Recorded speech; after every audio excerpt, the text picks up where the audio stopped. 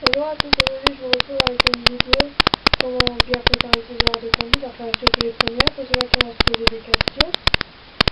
Moi je parle en tant qu'ancienne élève de la formation permis B, c'est des questions et des réponses. J'avais aussi fait un article sur mon blog que j'avais regardé en tant que c'est sur 13 questions. Et je te dis tout de suite les réponses. Donc la première question, normalement c'est de toute façon cette question-là, la première, ça on va déjà aller la demander quand on va s'inscrire à l'école, je pense, comme tout le monde. Après moi je l'avais pas fait parce que je savais la réponse. Est-ce que vous cherchez à votre domicile ou à une autre adresse? Par exemple, pour ma part, moi ils m'ont cherché chez moi comme ils cherchaient dans une autre adresse aussi chez mes grands-parents.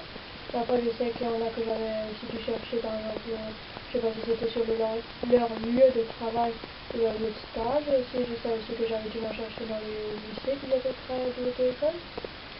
Voilà. Après, il n'y a pas tous les auto-écoles qui vont vous chercher non plus à votre domicile, mais normalement si, c'est beaucoup d'entrées, hein. Après savoir. Jusqu'à combien de kilomètres de l'auto-école, enfin de leur agence la plus proche, ils peuvent vous chercher à domicile. Pour ma part, je crois que c'est 16 km là où moi j'étais, parce que de l'agence la plus proche où j'avais dû pas chercher une élève, j'avais regardé ça sur internet parce que je savais pas exactement, c'était je crois 16 ou 17 km, donc ça fait déjà une belle petite trotte quoi. Si vous pouvez pas assurer vos heures de conduite, vous avez combien de temps pour les résilier ou les décommander, ça dépend comment on le terme. Pour ma part, c'était dans les quelques lorsque moi j'étais, c'était minimum 48 heures à l'avance. De toute façon, sur le papier, par exemple, sur le papier, vous avez votre jour, votre heure, et là où vous cherchez. Et en dessous, il y avait marqué comme quoi, si toute leçon non décommandée 48 heures à l'avance, elle est due. Donc, vous mettez au courant que si vous ne décommandez pas minimum 40 heures à l'avance, ça va payer les heures. Et après, je sais aussi que d'autres auto-écoles, pour ma part, c'était pas le cas. Donc, je tiens du bois, quoi. Si par exemple, vous décommandez vos heures, mais vous leur prévenez à temps l'auto-école, c'est à vous de trouver quelqu'un qui vous remplace, on n'avait pas les filles d'école, donc c'est un peu con, quoi. Ça veut vraiment chercher de l'argent par les vivants, je peux pas dire autrement. Si l'auto-école en a prévu, est-ce qu'ils vous préviennent? Pour ma part, je sais qu'une fois, on m'avait téléphoné parce qu'il y avait eu un permis B qui est rentré en plus. Donc on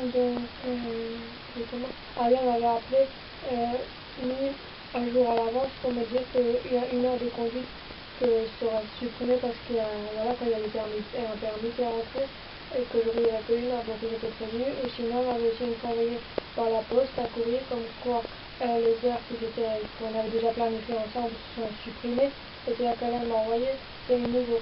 Et si par exemple ça m'aurait pas convenu, j'aurais aussi pu leur téléphoner pour dire que non, ces heures-là, ça va pas. Si vous prenez plusieurs heures de conduite en même temps, est-ce qu'il y a une remise? Pour ma part, il n'y avait pas de remise, mais bon, après, c'était pas tellement terrible, mais j'ai déjà entendu que certaines auto-écoles, si vous prenez des paquets de 6 heures de leçons en même temps, vous avez des remises. Après, je sais pas combien, et je sais pas les auto-écoles, j'avais une fois entendu ça, est-ce que c'est vrai? Je sais pas non plus.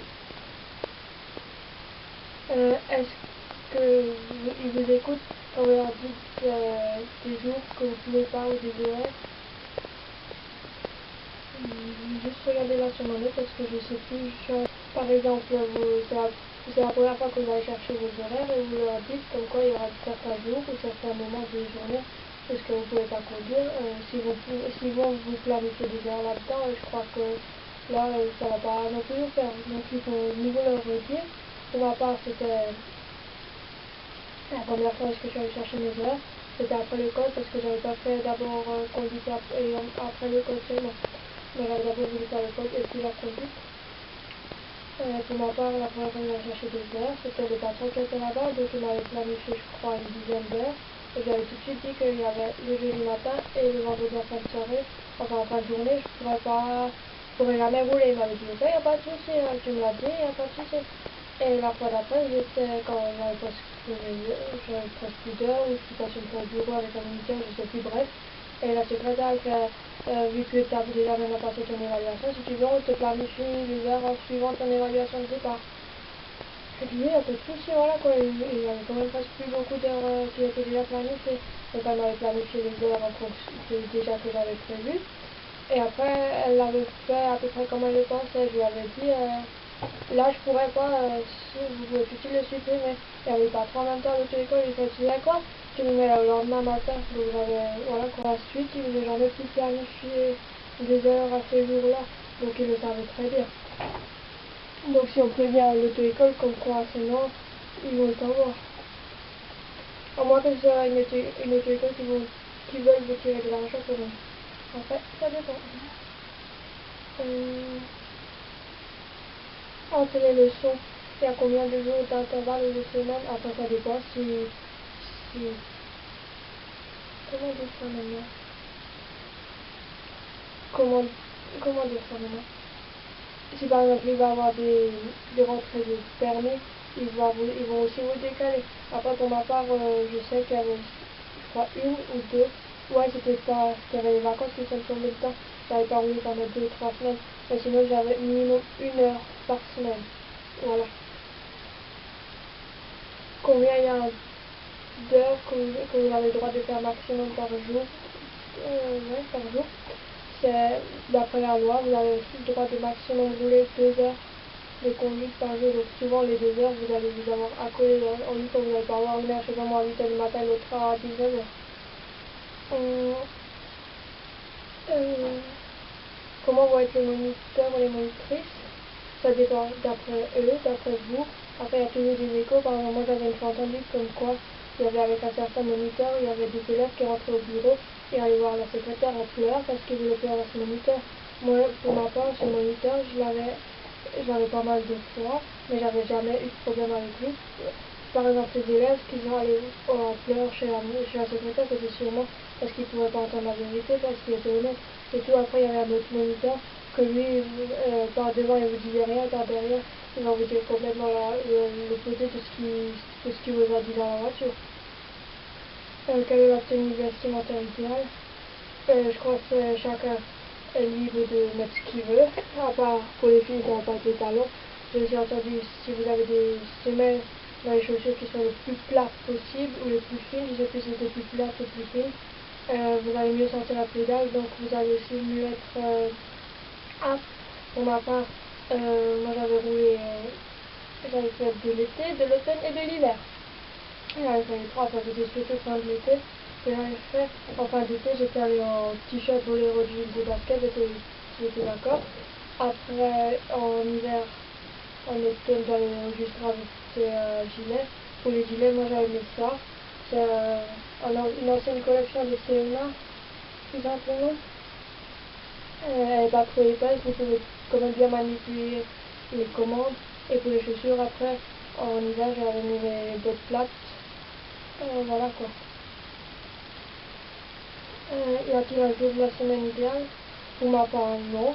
Voilà quoi, après, chaque jour est différent.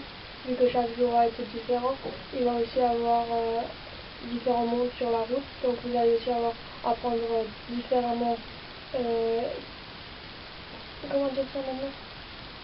Par exemple, si ça va tomber sur un mercredi et vous savez qu'il va y avoir école ce jour-là, il va aussi avoir deux bus, donc vous allez aussi être appris à travailler en fonction du gabarit de votre véhicule que va se trouver en face. Donc pour moi c'était bien. Après je sais, pour ma part, là, ce que j'avais aussi appris à rouler, c'était le samedi. Le samedi, il y avait aussi le marché, comment ils appellent ça, le marché du territoire, un truc comme ça, bref. Non, le marché des produits du territoire. Là-bas aussi, ça va être aussi différent parce qu'il va y avoir pas mal de monde qui va chercher des places de stationnement, donc vous allez aussi apprendre ça. Moi, j'avais fait tous les jours de la semaine, les jours qu'ils assurent ma conduite, donc du lundi au samedi, moi j'avais fait tous les jours. Est-ce qu'il y a